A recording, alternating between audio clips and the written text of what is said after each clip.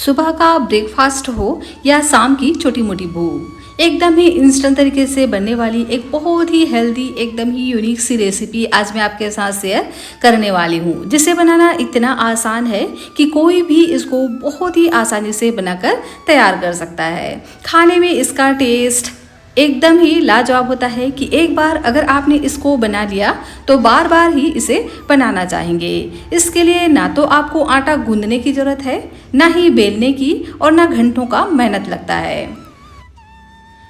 बहुत ही कम इंग्रेडिएंट्स के साथ में बन जाता है और एकदम ही क्रिस्पी यह बन करके तैयार होता है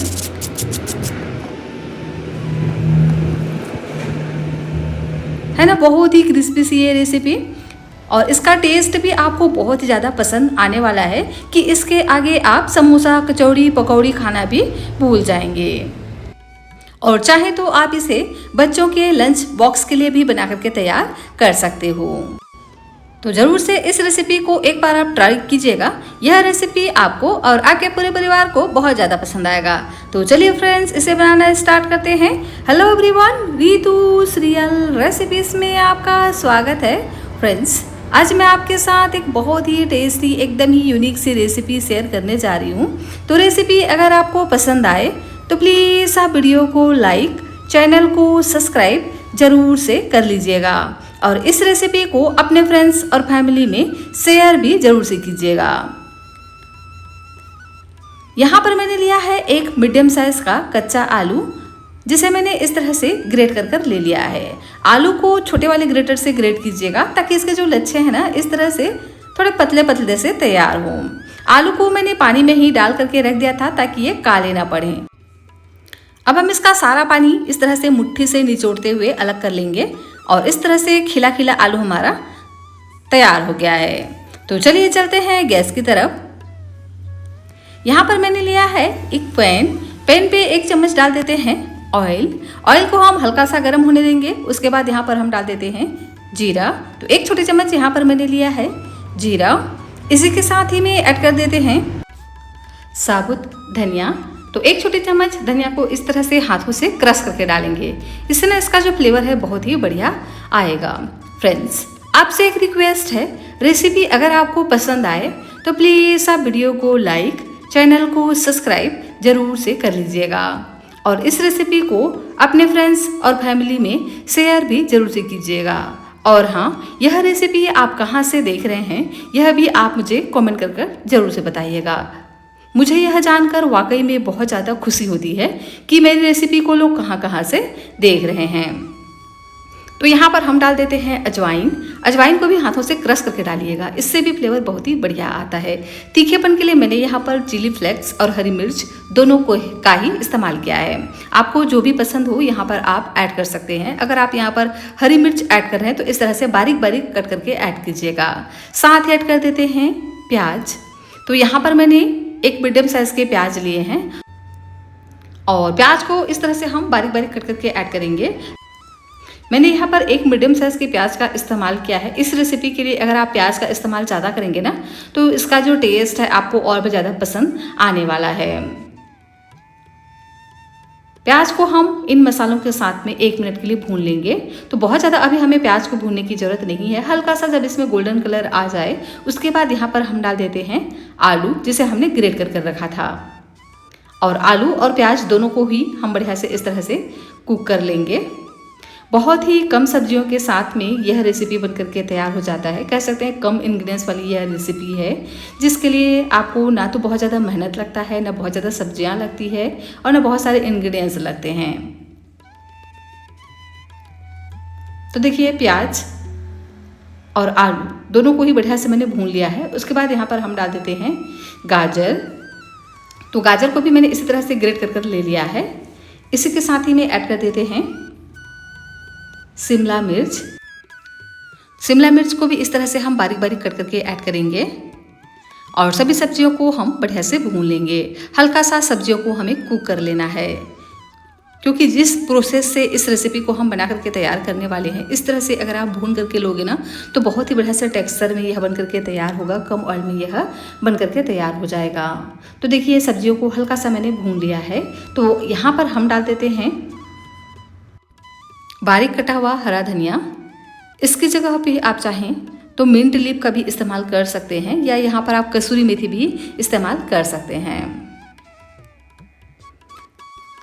सभी चीज़ों को एक बार अच्छे से मिक्स कर लेते हैं।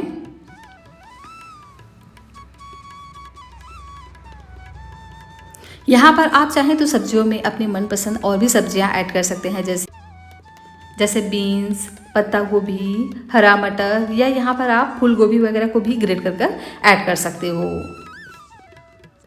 पर इस रेसिपी को हम बहुत ही कम इंग्रेडिएंट्स के साथ में बना करके तैयार कर रहे हैं ना, तो मैंने यहाँ पर सिर्फ आलू प्याज की क्वांटिटी को ज़्यादा रखा है। आप चाहें तो यहाँ पर सभी सब्जियों को इक्वल रख करके भी बना सकते हैं, इससे यह और भी ज़्यादा हेल्दी और टेस्टी बन करके तैयार होगा। सब्जियों को हम थोड़ा सा भून लेंगे, उसके बाद यहाँ पर हम डाल देते हैं नमक, साथ में ऐड कर देते हैं आधा छोटा चम्मच चाट मसाला, इसी के साथ ही में ऐड कर देते हैं काश्मीरी लाल मिर्च का पाउडर, आधा छोटा चम्मच ऐड करेंगे धनिया पाउडर, आधा छोटा चम्मच ऐड करेंगे भुने हुए जीरे का पाउडर, और इन सभी चीज़ों को हम बढ़िया से मिक्स कर लेंगे।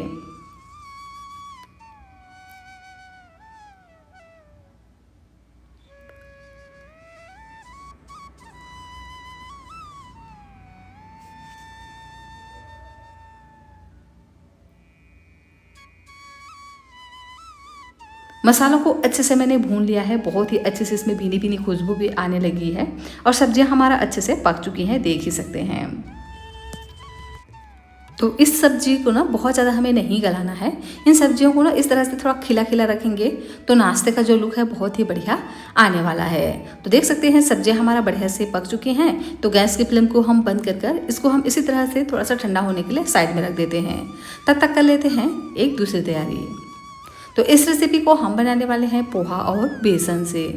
तो जितना हमने पोहा लिया है उतना ही हम यहाँ पर बेसन का यूज़ करेंगे। तो देख सकते हैं आधा कप मैंने यहाँ पर पोहा लिया है और उतना ही हम यहाँ पर बेसन का भी यूज़ करने वाले हैं।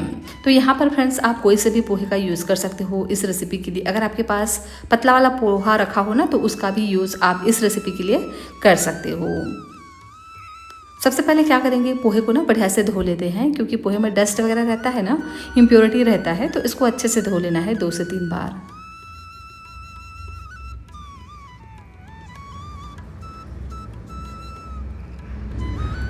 देख सकते हैं पोहे को मैंने अच्छे से धो करके साफ कर लिया है। तो इसी में ही हम ऐड कर देते हैं बेसन। धुले हुए पोहे में हम डाल देंगे बेसन को, और इसी के साथ ही में ऐड कर देते हैं सूजी। तो लगभग 2 से 3 चम्मच यहाँ पर हम सूजी का इस्तेमाल करेंगे। इससे ना नाश्ता और भी ज़्यादा क्रिस्पी करारा खस्ता बन करके तैयार होता है। इसकी जगह पे आप चाहें तो चावल का आटा भी ऐड कर सकते हो।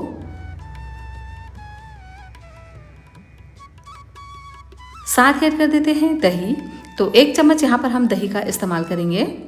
दही को ना बहुत ज़्यादा खट्टा नहीं लेना है, हल्का सा खट्टा दही का यूज़ करेंगे ना तो नाश्ते में बहुत बढ़िया सा चटपटा सा टेस्ट आएगा। और अब हम यहाँ पर पानी ऐड करेंगे। तो आधा कप यहाँ पर हम पानी का इस्तेमाल करेंगे और सभी चीज़ों को हम बढ़िया से मिक्स कर लेंगे। और इसको हम अच्छे से मिक्स कर लेने के बाद 5 से 7 मिनट का रेस्ट देंगे, ताकि जो पोहा, बेसन और सूजी है ना बढ़िया से फूल सके। एकदम ही चटपटा सा यह रेसिपी बनने वाला है। बनाने का तरीका एकदम ही यूनिक और आसान है। तो पूरी वीडियो को लास्ट तक जरूर से देखिएगा। यह रेसिपी सच में आपको और आपके पूरे परिवार को बहुत ज़्यादा पसंद आएगा।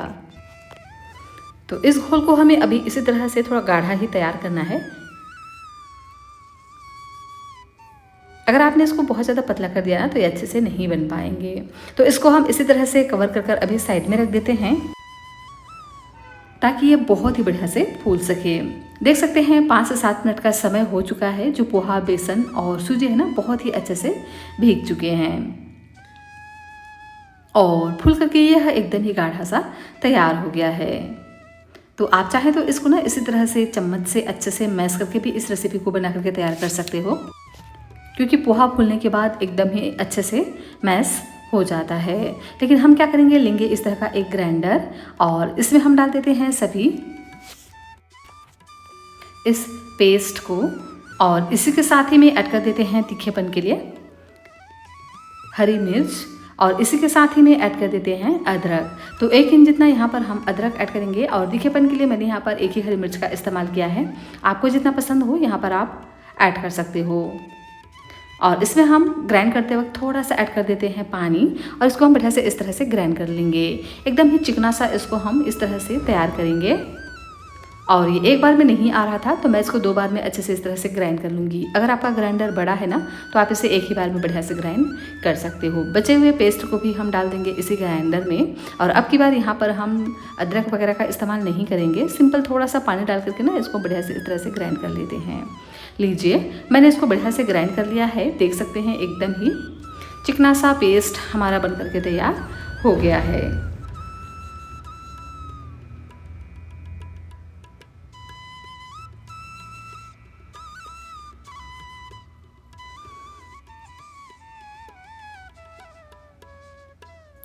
तो अब हम यहाँ पर ऐड कर देते हैं कुछ मसाले।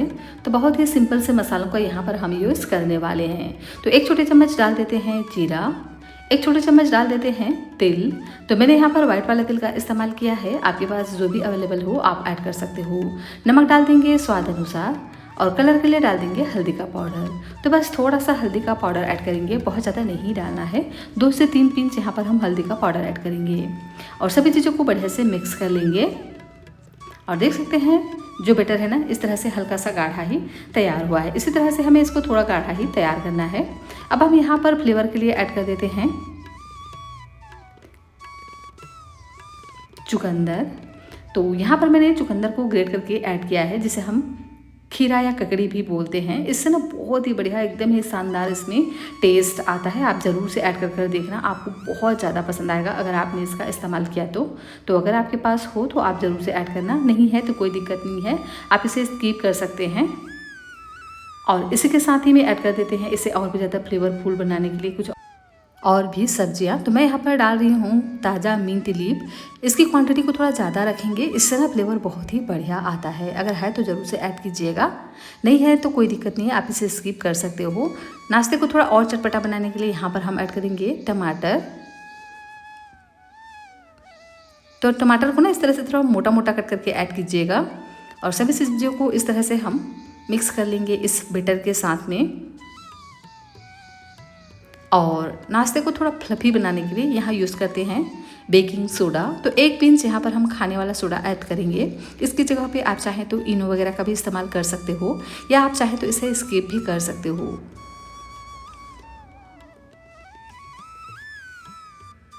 और अच्छे से इसको हम मिक्स कर लेंगे और देख सकते हैं इसका जो फाइनल कंसिस्टेंसी है इसी तरह से इसको हमें तैयार करना है।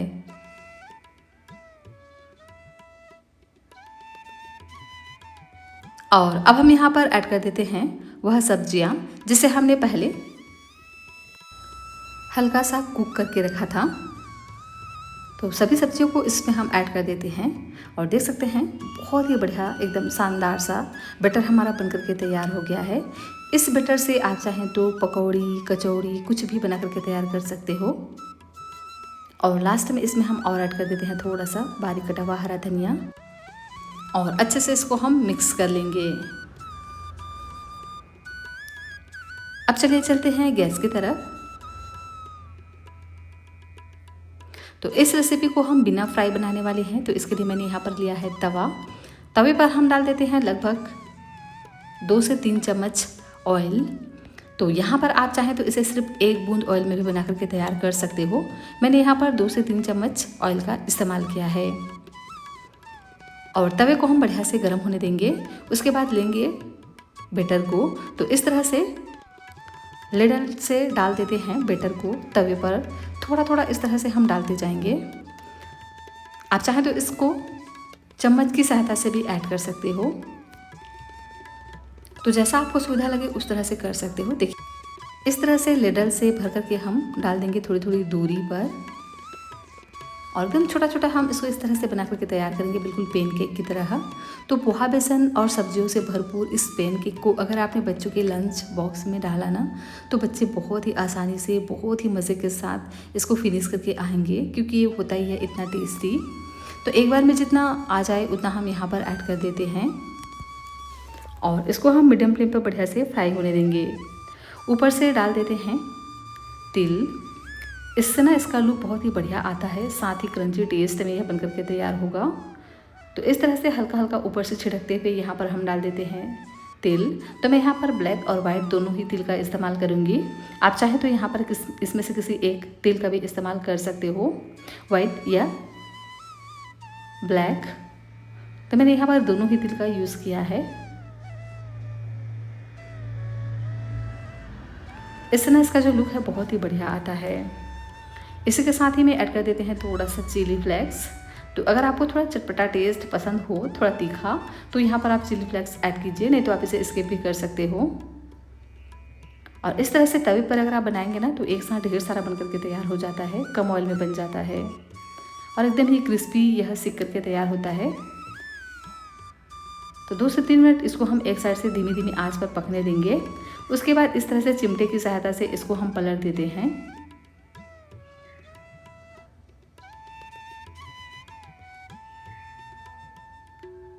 तो है ना, बहुत ही सिंपल, बहुत ही आसान, बहुत ही मज़ेदार सी ये रेसिपी। जब यह एक साइड से बढ़िया से यह क्रिस्प हो जाए तो उसके बाद इसके हम साइड को चेंज कर देते हैं और इसी तरह से नीचे से भी इसको हम पकने देंगे। और इसी तरह से अलगते पलटते हुए दोनों ही साइड से इसको हमें बढ़िया से क्रिस्प होने तक फ्राई कर लेना है।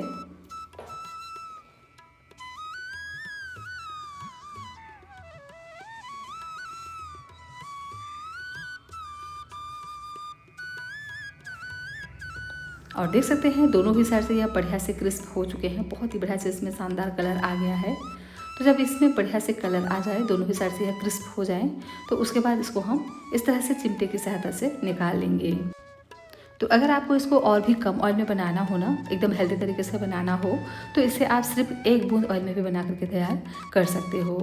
इससे भी ना ये बहुत ही आसानी से फ्राई हो जाते हैं, सीख जाते हैं, ऊपर से एकदम क्रिस्पी हो जाते हैं, क्योंकि हमने यहाँ पर पोहा और बेसन का यूज़ किया है, साथ ही सूजी का भी इस्तेमाल किया है। देख सकते हैं एकदम ही शानदार सा नाश्ता हमारा बनकर के तैयार हो गया है। खाने में इसका टेस्ट एकदम ही लाजवाब होता है, पकौड़े की तरह पूरे घर पर भीनी भीनी खुशबू महकती रहती है। और देख सकते हैं ना कि कितना शानदार यह बनकर के तैयार होता है, वो भी कम ऑयल में। तो अगर आपको कुछ हेल्दी नाश्ता बनाने का मन कर रहा हो जो एकदम ही आसानी से बनकर के तैयार हो जाए, तो इस रेसिपी को आप ट्राई कीजिएगा। यह रेसिपी सच में बहुत ज़्यादा टेस्टी होते हैं, बनाने में आसान होता है और ख़ास बात यह है कि इस रेसिपी के लिए आपको ना बहुत ज़्यादा मेहनत भी नहीं करनी पड़ती है और ये एकदम क्रिस्पी बनकर के तैयार होता है, प्रोटीन रिच होता है। तो ज़रूर से एक बार ट्राई करना, यह रेसिपी आपको और आपके पूरे परिवार को बहुत ज़्यादा पसंद आएगा।